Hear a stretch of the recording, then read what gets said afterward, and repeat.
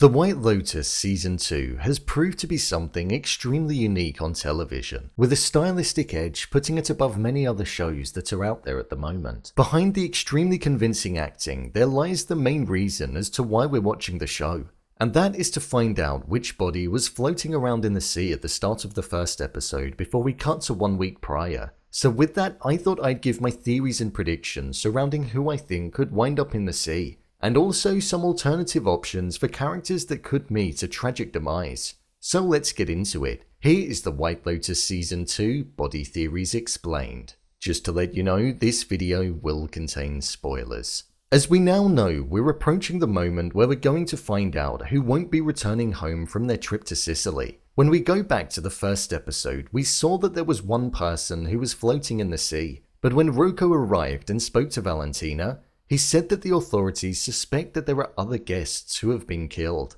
He didn't put a number to it, but he said a few. With there being a few different arcs in the show, that means there could quite literally be one from each. The first theory that I'm going to touch on is Tanya. Tanya is an extremely wealthy woman, and she's appeared to have been going through a rough patch with her husband Greg. With Greg returning home after only 3 days on the trip, we saw Tanya meet Quentin and his group of friends who were visiting the hotel because his friends were nearby. Whilst it originally seemed as though Quentin was a man with good intentions who showed a genuine friendship and interest in Tanya, I feel it's going to become more sinister. When we look back at Greg and Quentin's interactions with Tanya throughout the series so far, we had Greg secretly on the phone to somebody, whispering, and on another occasion he said how he loved the person on the other line, and that Tanya was clueless to what was going on. The moment that Greg left, Quentin made contact with Tanya, and from then on, he's been glued to her side. We heard a story of how Quentin had only ever been in love once in his entire life, and this person was a cowboy who was American and was straight, which Greg is.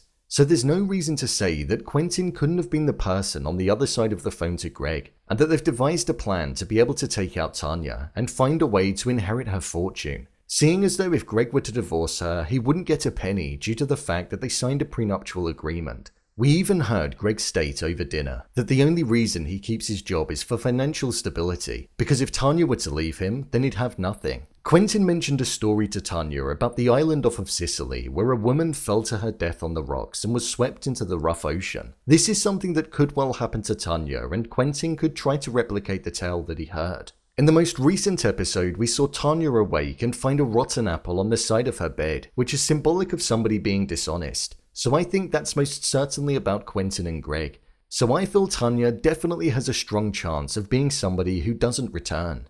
But with there being multiple deaths for the guests, it doesn't all necessarily mean that they're going to end up in the sea. I feel Bert could be a death that does occur, but in a different capacity. We've seen Bert fall over, hit his head, and often be cast aside and forgotten about with regards to Dominic and Albie, as they've both been taking strong interests in Lucia at different times. Bert is in his 80s, so he's a relatively old man. I feel we could see Bert potentially pass away in one of the final 2 episodes on the trip. Maybe it could even be an accident. I don't think there will be any malice or ill intention surrounding his death, but what it would do would leave a lasting impact with Dominic and Albie. Cameron or Ethan? Now this is where I feel there's a strong chance that either of these characters or both of these characters could end up not returning. It most certainly looks as though Harper and Cameron are going to grow closer over the final 2 episodes.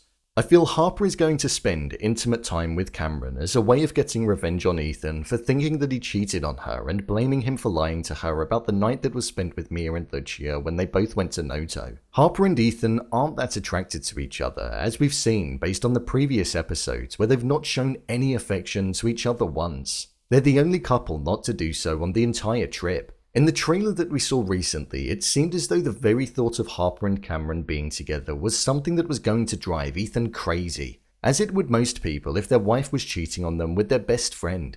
But there was one moment where we saw the both of them out in the middle of the sea, and it looked as though they were fighting. Whilst it looked as though Ethan was winning the fight, and it's extremely plausible for Cameron to be the person who ended up in the sea due to Ethan winning, Daphne's reaction in episode 1 upon seeing the person in the sea didn't scream, "That's my husband," or even "my husband's best friend." However, I do feel it would be a big twist if they both ended up being caught out at this moment and not making it back. Lucia.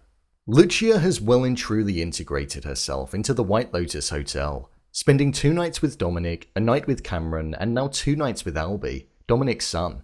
We saw that in the most recent episode, Dominic warned her off and told her not to spend time with his son due to the fact that he didn't trust her, and he knew what her intentions were. However, with it seeming as though she hadn't listened to him and the fact that they're all going to be on a day trip together, I feel we may see Albie find out about Dominic and Lucia's 2 nights together.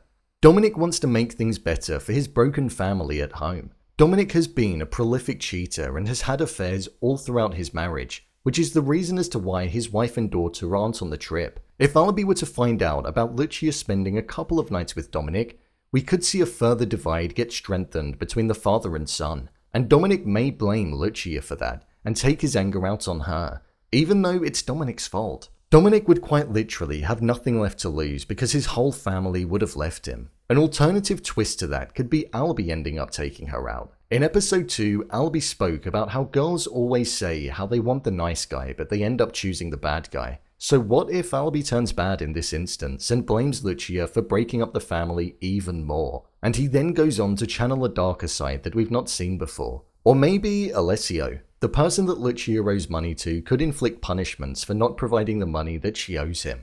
Mia. Mia is a character who's gone on a real journey in this show, and it's only until now that I feel as though I'm realizing how much she has. She started as the opposite to Lucia, where now she's essentially another version of her, offering nights with people in order to exchange favors.